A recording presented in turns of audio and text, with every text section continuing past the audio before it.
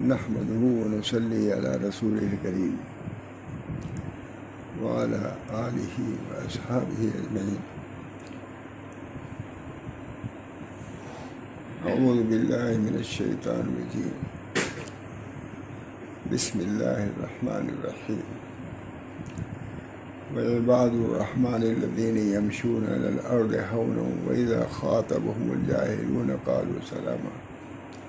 صدق اللہ.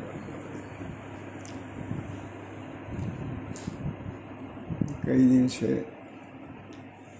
بزرگوں کے احوال اخلاق سنائے جا رہے تھے. کل تلاوت کر رہا تھا. میں کہا کہ جو اخلاق کتابوں میں مندرج ہے، ہمارے بزرگوں نے جو درج کیا ہے اور یہ اخلاق سے متخلق تھے، قرآن نے بڑے عتم اس کو بیان کیا ہے. کل اس کی معرفت ہوئی کہ ہمارے سلف ایسے تھے، یہ اخلاق رکھتے تھے، یہ معاملات رکھتے تھے. اللہ تعالیٰ نے ہر ایک کی نشاندہی فرمائی ہے. خود کہ ہمارے خاص بندوں کی یہ صفات ہیں، یہ اخلاق ہیں، یہ معاملات ہیں، پوری طریقے سے اللہ نے بیان فرما دیا. اللہ جل شانہ نے بیان فرما دیا. ہمارے حضرت مولانا شاہ ولی اللہ صاحب کا بھی معمول یہی تھا. جیسے انہوں نے کہا ہے کہ حضرت دو کو پڑھ جاتے تھے، پڑھتے ہی جاتے تھے، اور اس کا صحیح یعنی پورے مکمل طریقے سے ترجمہ بھی نہیں کرتے تھے. خود علی میں نے لکھا ہے، پڑھتے چلے جاتے تھے. یہ ذوق تھا قرآنی ماشاء اللہ صلی اللہ علیہ وسلم. اس بنا پر رات خیال ہوا کہ اسی کا ترجمہ سنا دوں. اس سے اندازہ ہو جائے گا کہ اللہ جل شانہ نے اپنے بندوں کے کیا کیا صفات بیان فرمائے ہیں، کیا کیا اخلاق بیان فرمائے ہیں. ظاہر ہے کہ اس سے بڑھ کے کوئی نہ تجویز ہو سکتی نہ تشخیص ہو سکتی. اس بنا پر اس کو میں نے سنانا چاہا ہے، اسے ترجمہ کروں گا. اللہ تعالیٰ ہم سب لوگوں کو ان صفات، ان اخلاق، یہ سیرت اختیار کرنے کی توفیق عطا فرمائے.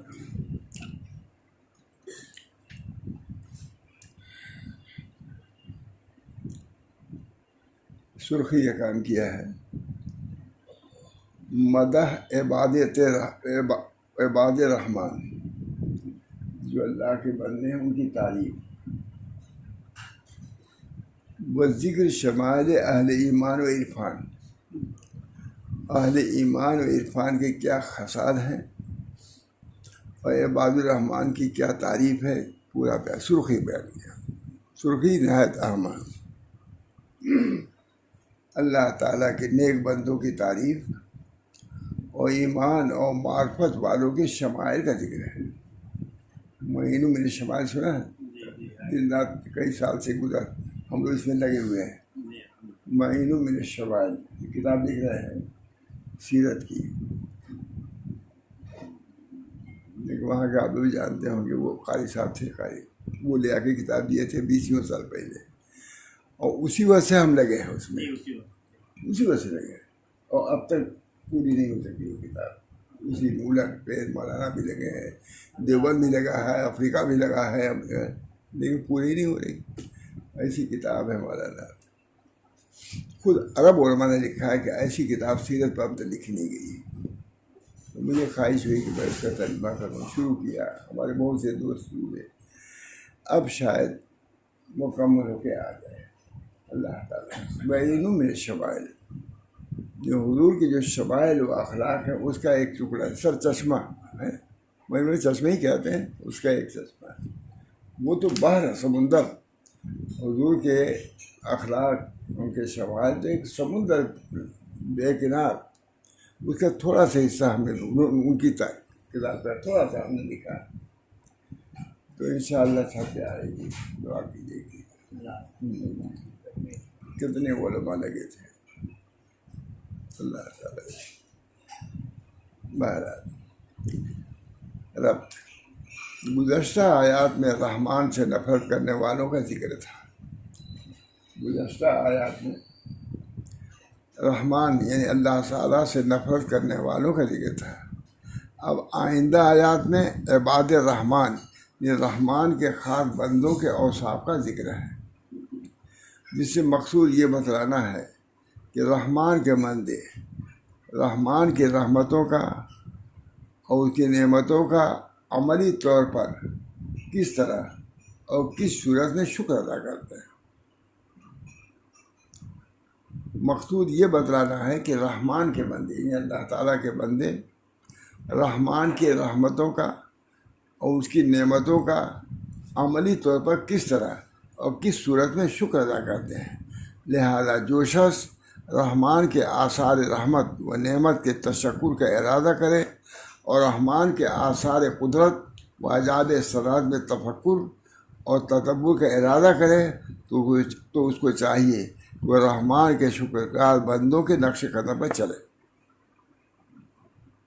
اگر وہ چاہتا ہے کہ اللہ تعالیٰ کا شکر ادا کرے تو جو اللہ کے خاص بندے ہیں ان کے خصال، ان کے اوصاف، ان کے شمائل ان کو اختیار کرے. ہزار کتاب ایک طرف چاہے اخلاق سلف ہو یا اقوال سلف ہو، یہ ایک طرف قرآن ہے. خدا کہہ رہا ہے، خدا بیان کر رہا ہے. کل ہم لوگ کے یہی اپنے بزرگوں کی صفات معلوم ہوئی کہ وہ ایسا کرتے تھے ایسا کرتے تھے، کتنے متاثر. اللہ خود بتلاتا ہے کہ ہمارے بندے ایسے ہوتے ہیں. اب اس سے بڑھ کے کوئی بیان ہو سکتا ہے؟ نہیں. جو شخص رحمان کے آثار رحمت اور نعمت کے تشکر کا ارادہ کرے اور رحمان کے آثار قدرت و عجائب صنعت میں تفکر اور تدبر کا ارادہ کرے تو اس کو چاہیے کہ وہ رحمان کا شکر گزار بندوں کے نقش و قدم پر چلے، تب ملے گا. کتنے لوگ ہیں صاحب. کل ایک صاحب آئے تھے، ایسے حالات بیان کیے، مجھے اسی کا اثر تھا، اسی بیان نہیں کر رہا. کہاں ہم لوگ ہیں؟ اللہ تو یہ کہہ رہا ہے ہم نیکوں میں سمجھے بھی جا رہے ہیں اور خود بھی ہم نیکوں میں اپنے کو سمجھتے ہیں. یہ حالات بالکل اس کے برعکس، کوئی نسبت ہی نہیں ہے اس سے اور اس سے. اللہ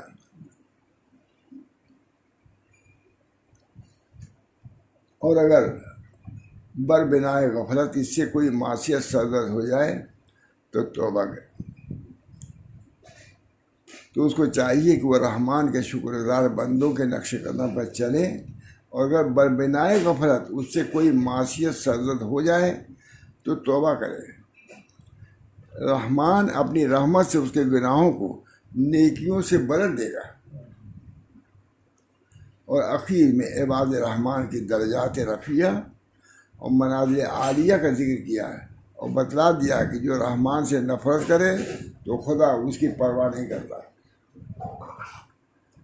وہ سب سے غنی اور بے نیاز ہے.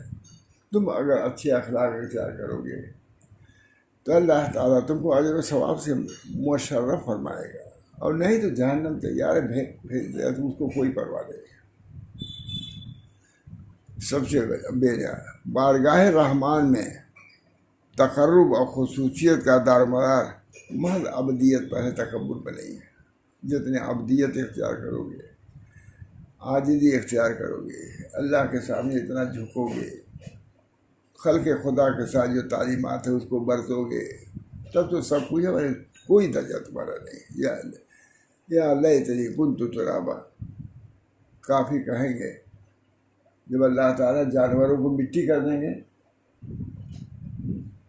تو کافی کہیں گے یا اللہ تری، کہا کہ ہم بھی مٹی کر لیے آتے، یعنی ہم تو دوزخ میں جائیں گے، یہ تو جانور ہیں، مٹی کر لیے ختم. یا اللہ تری کنت ترابا. حضرت شاہ ولی اللہ مودودی دہلوی فرماتے ہیں، بہت اچھا لکھا ہے، مختصر کرتا ہے.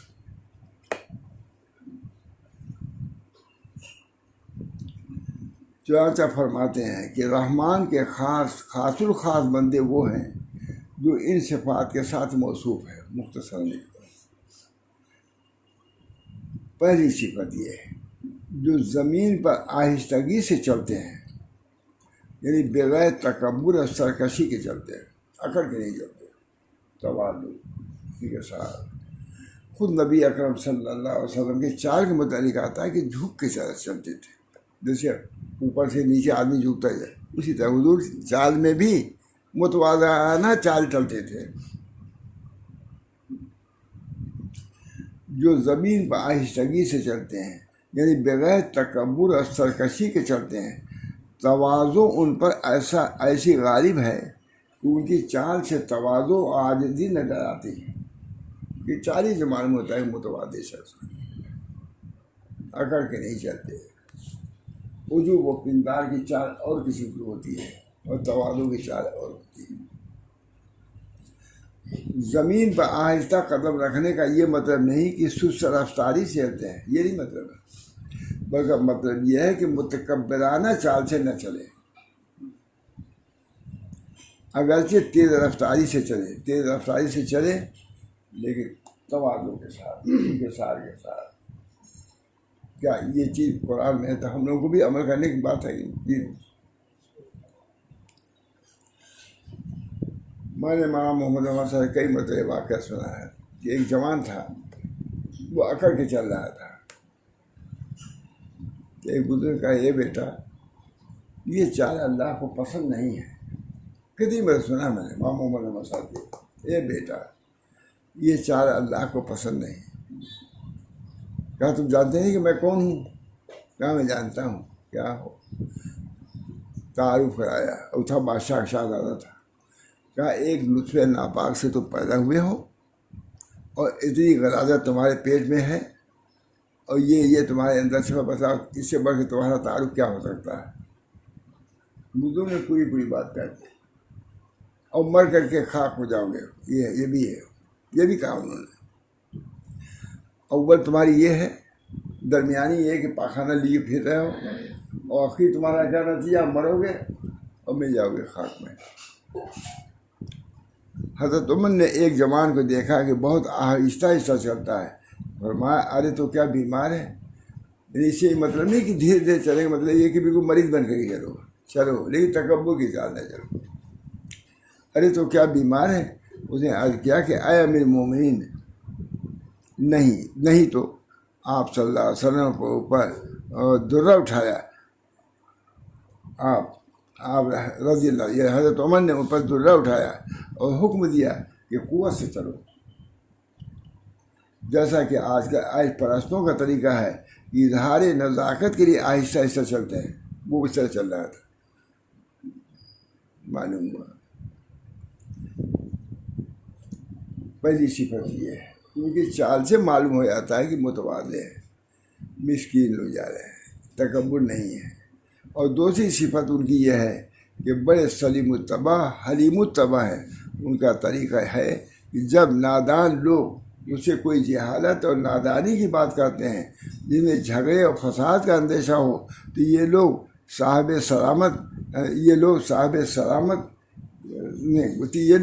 سلامت کر کے ان سے رخصت ہو جاتے ہیں۔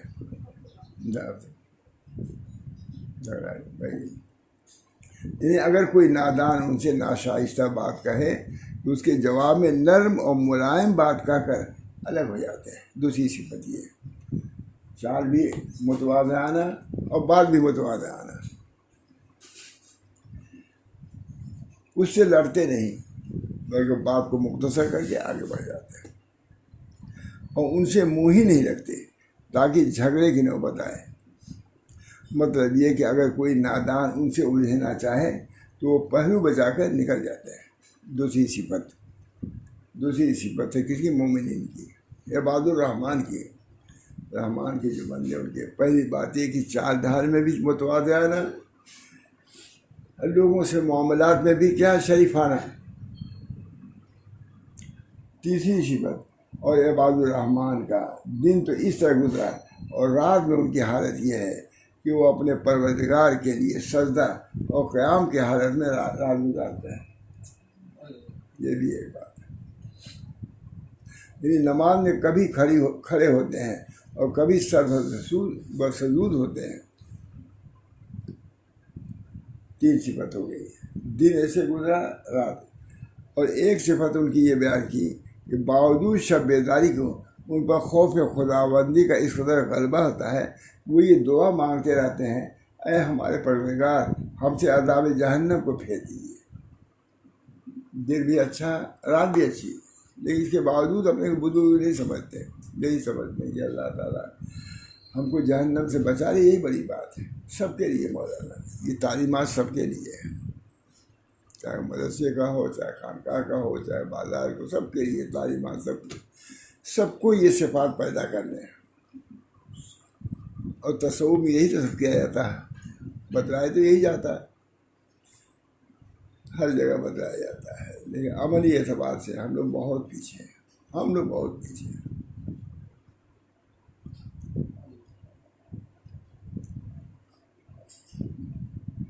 باوجود شب بیداری کے ان پر خوف خداوندی اس قدر غالب رہتا ہے، وہ یہ دعا کرتے رہتے ہیں کہ ہمارے پروردگار ہم سے عذاب جہنم کو پھیر دیجیے۔ بے شک عذاب جہنم دائم اور لازم ہے۔ اللہم اجرنا من النار، مغرب بعد 7 مرتبہ پڑھنا ہے۔ اللہم اجر، کتنے لوگوں کو معلوم ہے؟ 7 مرتبہ، بڑی فضیلت ہے۔ 7 مرتبہ مغرب بعد پڑھے، اللہم اجرنا من النار، جہنم سے اللہ بچائیے۔ یہ دعا خاص طور سے مغرب بعد پڑھنے کی ہے نا۔ اللہ اجر، جب یاد آتا ہے میں پڑھتا ہوں اللہ، لیکن بعد میں کام میں بھول بھی جاتا ہے، لیکن نہیں، مغرب کی نماز کے بعد ہی پڑھ لو، بات تو نہ چھوڑو۔ جو دعائیں کرتے ہیں مغرب بعد اسی میں اس کو بھی پڑھ لیا کرو۔ اللہم اجرنا من النار، یا اللہ جہنم سے ہم کو بچائیے۔ جب جہنم سے ہم پناہ مانگے تھے، جہنم ہم سے پناہ مانگے کہ اللہ ایسے آدمی کو نہ لے آئیے ہمیں۔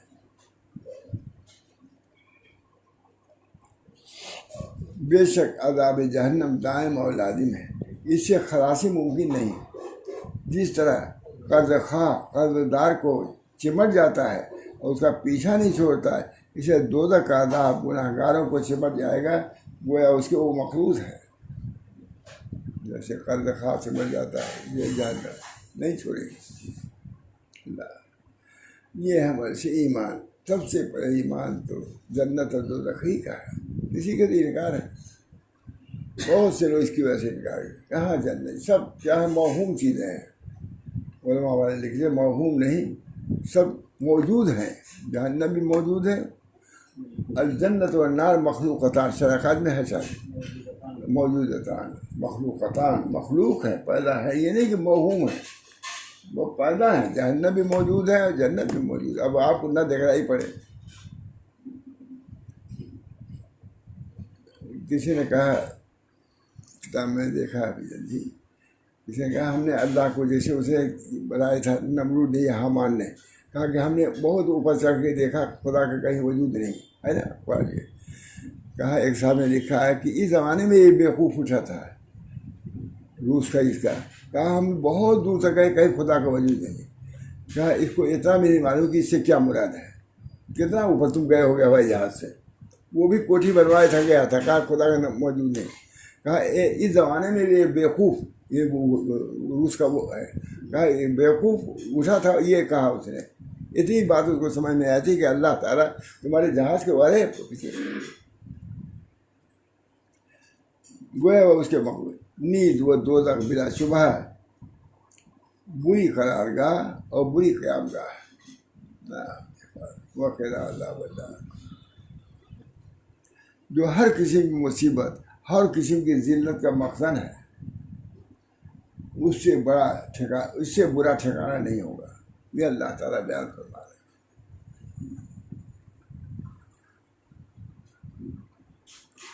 دوزخ گناہ گاروں کے چند روزہ قرار گاہ ہے اور کافروں کے لیے دائمی قیام گاہ ہے۔ جو مومن ہیں گناہ گار ہیں، ان کو بھی اللہ ڈالے، اللہ تعالیٰ محفوظ رکھے۔ ہمارے حضرت تھانی بہت ڈر کہتے یا اللہ دوزخ کیسے ہم سہار کریں گے، اس وجہ سے دوزخ سے ہم کو بچائیے۔ جنت میں کیسی ہی جگہ تو جو سب سے ادرات میں کیا ہے، ادرات سے اندر، وہاں ہم کو جگہ دیجیے۔ وہاں تھانی روتے تھے، حضرت 2.5 سال روتے تھے جہنم سے روتے. حسن بصری کا غالباً ہے، بہت مشہور بزرگ ہیں، چراغ کے لوگ یہاں لے آتے تھے انگلی اور کہتے تھے اے شخص جب تو اس چراغ کے سوزش کو برداشت نہیں کر سکتا تو جہنم کی سوزش کیسے برداشت کرے گا. یہ واز جہنم اور جنت کا واز اللہ خود کرتا ہے. کہتے ہیں دوزخ گنہگاروں کے لیے چند روزہ قرار گاہ ہے اور کافروں کے لیے دائمی قیام گاہ ہے. مطلب یہ کہ ان عباد الرحمن پر خدا کا خوف اس درجہ غالب ہے کہ دوزخ کے عذاب سے پناہ مانگتے ہیں. عباد الرحمن کی صفات میں سے یہ ہے، ان کو نہ اپنے اوپر وثوق ہے نہ ناد ہے، بلکہ کیا ہے نیاز، غلبہ نیاز ہے ان پر، غلبہ عجز و نیاز ہے. لاش کیا ہوگا. ایسی باتیں ہوتی ہیں جو وہاں تک کہ جہنم کا خیال ہی نہیں. وہ تکبر، وہ انانیت، وہ دعوت بیان کر رہا. مجھے بہت پسند یا اللہ، اللہ جہنم کا خوف، جنت کا شوق، جہنم کا خوف. میں نے بہت بیان کیا. حجت اللہ البالغہ میں حضرت عائشہ فرماتی ہیں کہ شروع میں زیادہ جنت کی آیتیں نازل ہوئیں اور جہنم کی آیتیں نازل ہوئیں کیا کہ جنت کی آیتوں کو سن کر کے اعمال صالحہ کرنا آسان ہو جائے، اور جہنم کی آیتوں سے جن عذاب ہے اس لیے نازل کیا اللہ تعالیٰ نے تاکہ دوزخ کے خوف سے گناہوں کا چھوڑنا آسان ہو جائے. یہ قرآن ہے.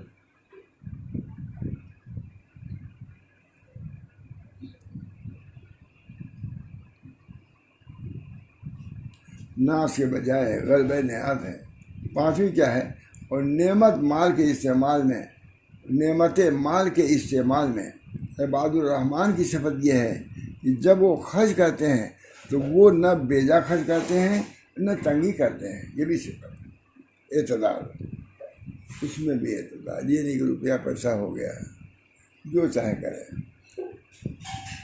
میں نے دیکھا ہمارا ریاض الصالحین میں ہے کہ صابر و شاکر وہی شخص ہو سکتا ہے جو صحیح طریقے سے مال کو حاصل کرے اور صحیح طریقے میں خرچ کرے.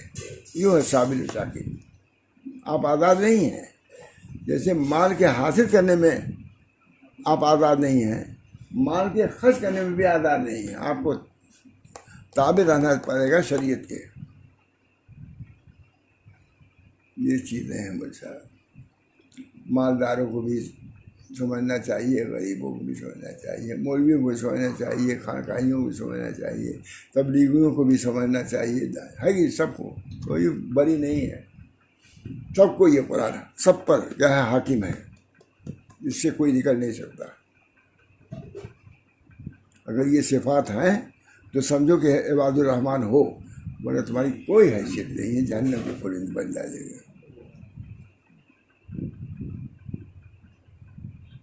اتنا دعویٰ ہے مجھ سے اللہ تعالیٰ،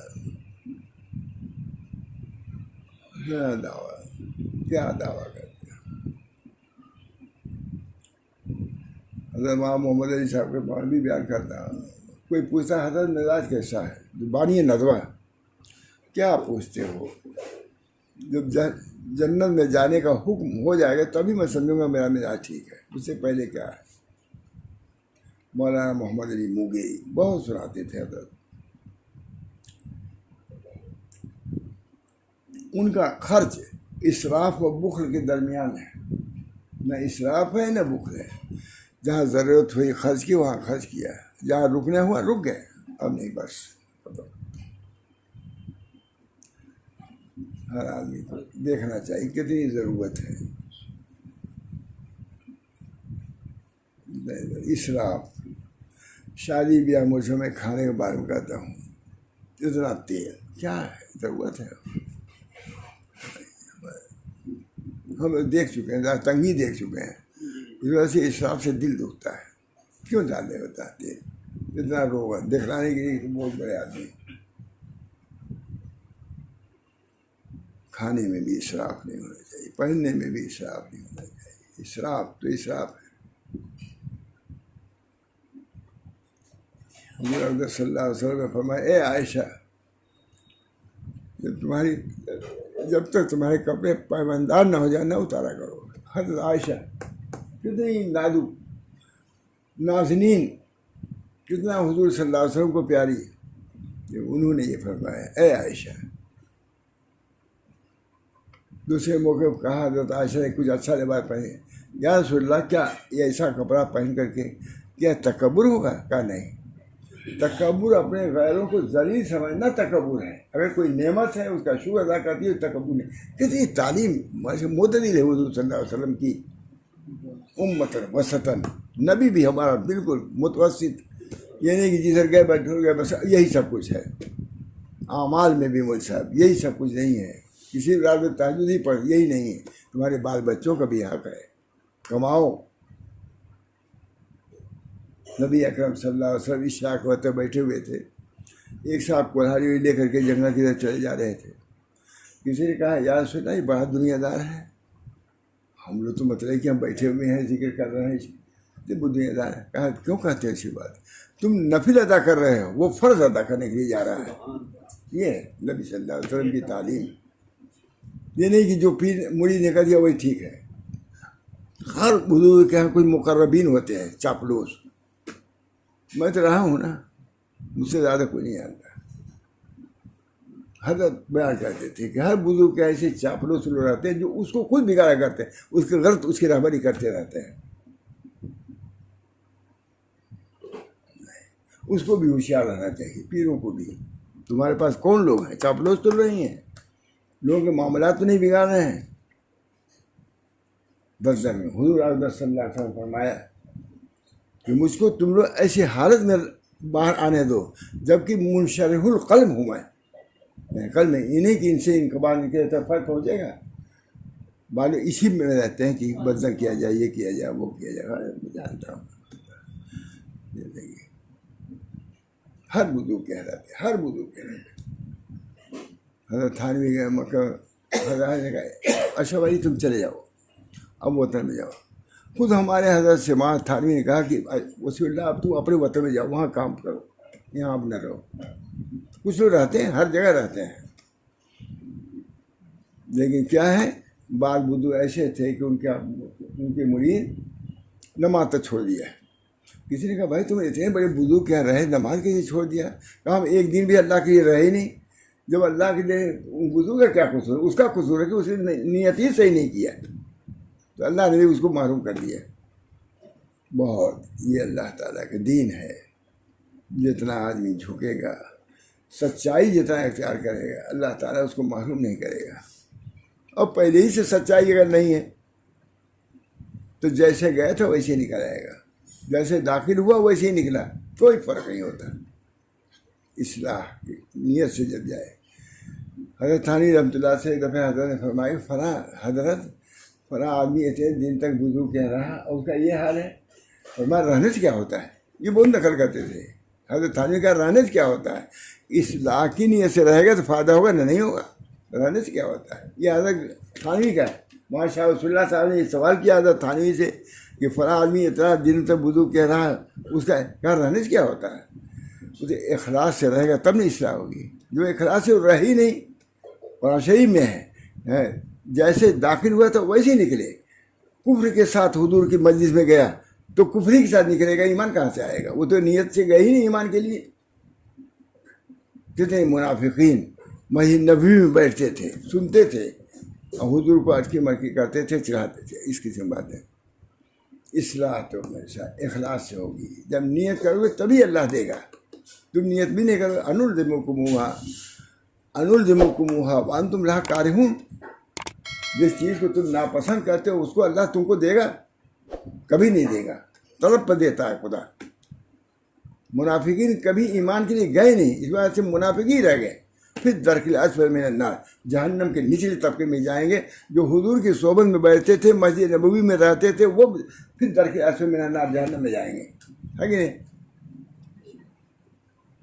پھر درک الاسفل من النار، جہنم کے نچلے طبقے میں منافقین حضور کی مجلس میں تھے، وہی سنتے تھے، قرآن سنتے تھے، لیکن چونکہ دل میں ارادہ نہیں کیا، نفاقی میں رہے اور جہنم میں پہنچ، پھر درک الاسفل میں جہنم کے نچلے طبقے میں ہو جائیں گے۔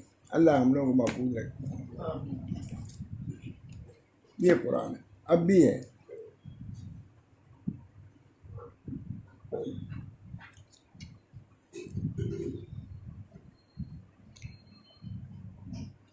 اسراف کے معنی حد سے تجاوز کرنے کے ہیں، اور اصطلاح شرع میں حدود شریعہ کے تجاوز کرنے کے ہیں۔ اسراف حدود شریعت سے تجاوز کرنا، یہ اسراف ہے، حضور خرچی، کہ جس جگہ شریعت نے خرچ کرنے کی ممانعت کی ہے وہاں خرچ کرنا، جس جگہ شریعت نے خرچ کرنے کی ممانعت کی ہے وہاں خرچ کرنا، یہ اسراف ہے۔ مثلا گناہ کے کاموں میں خرچ کرنا یا نام و نمود کے لیے خرچ کرنا، یہ اسراف ہے۔ اور تنگی اور کمی کرنے کا مطلب یہ ہے کہ مال کے حقوق واجبہ ادا کرے، زکوٰۃ نہ ادا کرے، یہ بخل ہے۔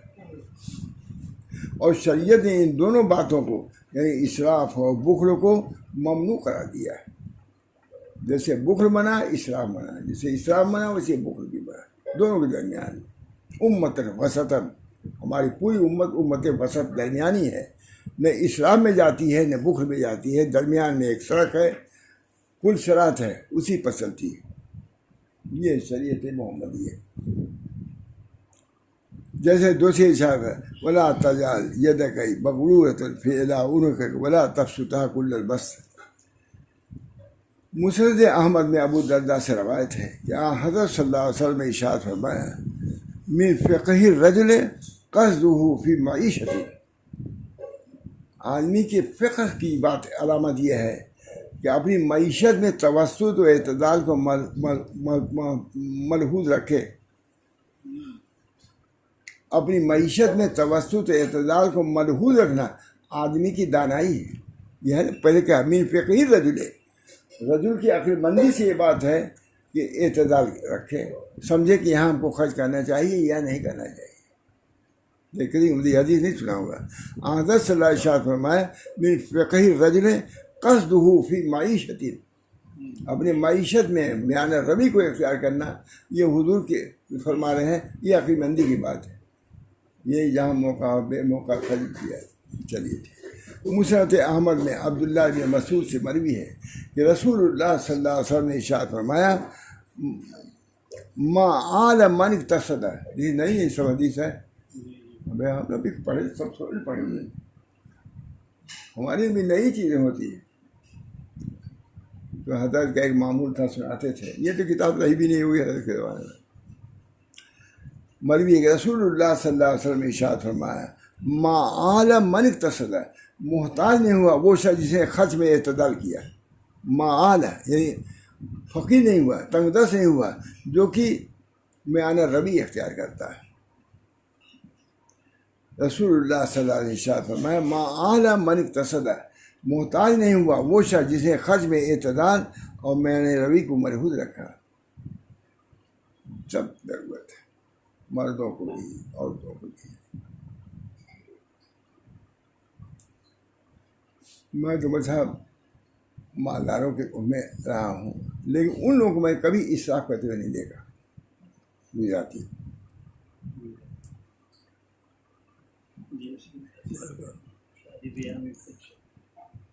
آتے ہیں، یہ نہیں کہ کتنا خرچ کرتے ہیں، یہ نہیں کہ لٹاتے چلے ہیں، بہت سمجھ بوجھ کے خرچ کرتے ہیں۔ بعد ہم سے کہا بھی کہ مثلا ہم لوگ محدود لے کر کے آتے ہیں تو ہم سوچ سمجھ خرچ کرتے ہیں تاکہ چلتے ہوئے مانگنا نہ پڑے ہم کو۔ وہ سے لوگ جذباتی ہوتے ہیں، خوب خرچ کر دیتے ہیں اور جاتے ہیں اور قرض لے کے جاتے ہیں، وہ جاتی ہے۔ تو بہت سمجھدار، واقعی انفاق فی سبیل اللہ بھی کرتے ہیں، لیکن اعتدال، سب اعتدالی ان کا معاملہ رہتا ہے۔ یہاں تک اللہ تعالیٰ نے عباد الرحمن کی 5 صفتیں ذکر کی، اور یہ 5 صفتیں طاعتیں تھیں جن کو بجائے طاعتیں، یہ طاعت ہے، سب یہ صفات کیا ہے؟ طاعت، جن کو وہ بجا لاتے تھے۔ اب آئندہ آیت میں معاصی کا ذکر کرتے ہیں یہ لوگ شرک اور معصیت سے بچتے ہیں۔ چنانچہ فرماتے ہیں کہ عباد الرحمن کی ایک صفت یہ ہے کہ وہ اللہ کے ساتھ کسی اور کو معبود نہیں پکارتے۔ دوسری ابھی تو یہ سواد و اخلاق تھے، اب کہ وہ اللہ کے ساتھ کسی اور معبود کو نہیں پکارتے، یعنی شرک نہیں کرتے، صرف ایک اللہ کی عبادت کرتے ہیں۔ شرک سے بڑھ کر کوئی گناہ نہیں، اور توحید و اخلاص سے بڑھ کر کوئی عبادت نہیں۔ شرک سب سے بڑا گناہ اور توحید سب سے بڑی طاعت۔ وحد اللہ فإن التوحید رأس الطاعات۔ توحید و اخلاص سے بڑھ کر کوئی عبادت نہیں۔ غیر اللہ کو معبود ٹھہرانا قوت وہمیہ کا اثر ہے۔ غیر اللہ کو معبود ٹھہرانا قوت وہمیہ کا اثر ہے، اور قتل ناحق قوت غضبیہ کا اثر ہے۔ وہ میں آ کر کے یہ پیپل بھی خدا ہے، اور دریا بھی خدا ہے، اور گنگا مائی بھی ہیں، یہی سب کچھ کریں گے، یہ سب کا عوامی چیز ہے۔ سب بیوقوف ہوتے ہیں، عقل کہاں آتا ہے؟ کفر کے ساتھ عقل نہیں آ سکتی۔ حضرت نے بہت شرک پر بڑی بحث کیا کئی دن تک۔ تو یہ مولوی یونس تھے، یہ بہت قابل آدمی ہیں، ہمارے ساتھی تھے، اس وقت تو ہی ہیں، کڑی میں تھے، ابھی انتقال ہو گیا۔ تو مہینوں بحث ہوئی شرک پر حضرت، کہ عقلائے مشرکین، حالانکہ بہت بڑے عالم نے اس کو استعمال کیا ہے، عقلائے، حضرت نے بہت بڑے آدمی پر رد کیا کہ عقلا کے ساتھ مشرکین کے ساتھ عقلا کا لفظ جیب نہیں دیتا، حالانکہ بہت بڑے آدمی نے وہ استعمال کیا تھا۔ لیکن حضرت نے کہا کہ مشرکین عقلا ہو ہی رہتے، اس سے بلکہ بیوقوفی نہیں ہے کہ خدا کے ساتھ کوئی شریک کرے۔ تو مولوی یونس سے حضرت پوچھا، مولوی یونس کچھ سمجھے؟ ایسی بات کہا کیا سمجھے؟ یہ بہت حضرت کے یہ ہوتا تھا، کوئی رہے مولوی یونس کیا سمجھے؟ کہا یہ سمجھے کہ حضرت مشرک بڑے بیوقوف ہوتے ہیں۔ کہا تم سمجھ گئے، بہت خوش ہو گئے۔ صرف ان کا یہ کہنا ہے کہ ہم نے یہ سمجھا ہے کہ مشرک سب بیوقوف۔ ادھر میں حضرت ٹہل رہے تھے، بہت ڈپٹی کلکٹر تھے، بہت اچھے، بہت ٹہلتے ٹہلتے انہوں نے کہا، میں موجود تھا وہیں اوپر ٹہل رہے تھے، بہت ذاکر شاکر حضرت، کمیونسٹوں میں بڑی خراب بڑی اچھائیاں بھی ہیں، بس خدا کو نہیں مانتے۔ کہا اس سے بڑھ کے برائی کیا ہوگی؟ فوراً کہا جب خدا کو نہیں مانتے تو اچھائی کیا بیان کر رہے ہیں آپ؟ بہت پڑھے لکھے آدمی تھے، انہوں نے کہا کہ کمیونسٹوں میں کوئی خرابی نہیں سوائے اس کے کہ خدا کو نہیں مانتے۔ تو کہا یہ خدا کو نہ ماننا یہ کوئی عقل مندی کی بات ہے؟ سب پر پانی پھینک دے گا، جتنی عقل مندی ان کی ہے سب پر۔ جو خدا ہی کو نہیں مانتا اس کی کیا عقل مندی؟ بہت اس معاملے میں بہت حضرت توحید۔ حضرت بہت بیمار ہو رہے تھے گورکھپور میں، اب تک کہ واقعی کہیں حضرت کو نس نہیں ملتی تھی جس سے وہ گلوکوز وغیرہ چڑھایا جاتا ہے۔ ڈاکٹر لہری آیا اور اس نے کہیں، ہم تو سب رونا پینا، سب حضرت کو سمجھ گئی ختم، گورکھپور کی بات ہے، کوئی امید ہی نہیں تھی۔ وہ آیا معلوم نہیں کہاں، یہاں لگ گئی کوئی، بس لگتے ہی آپ کھول دیا گلوکوز۔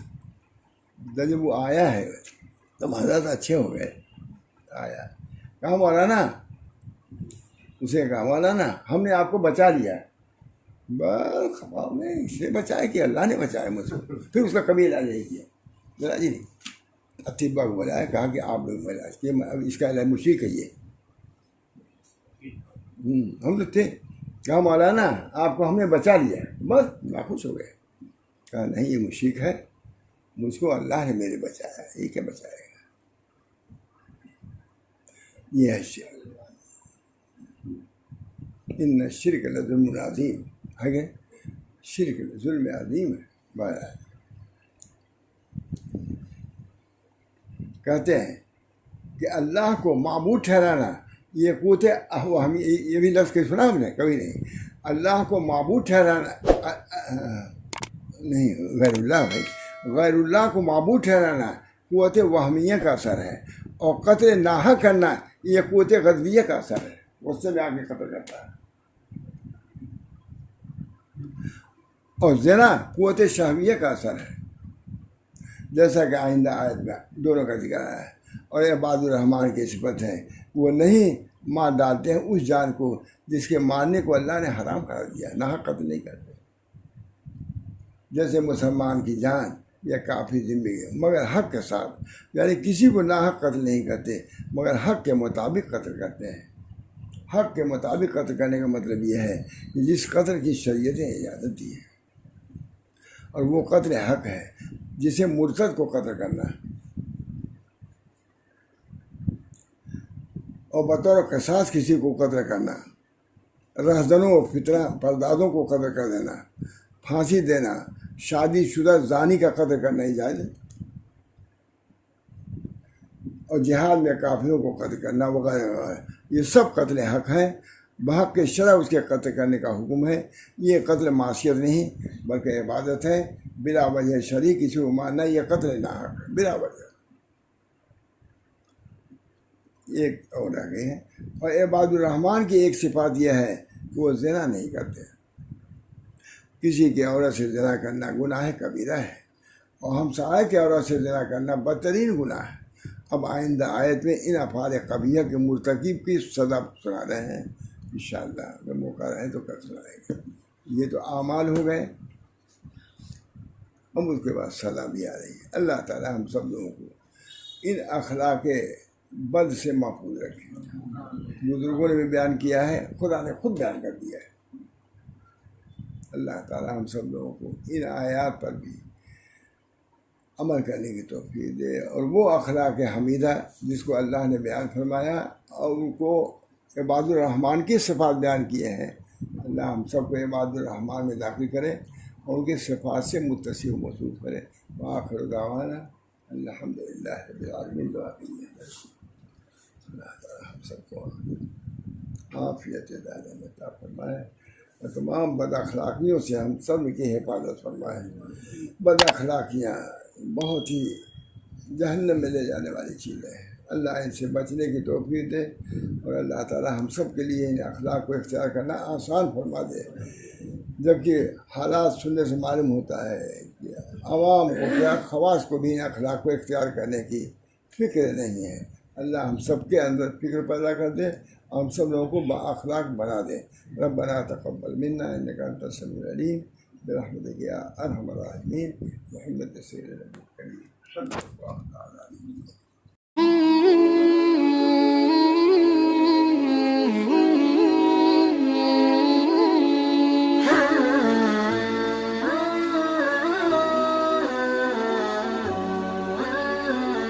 Mm-hmm.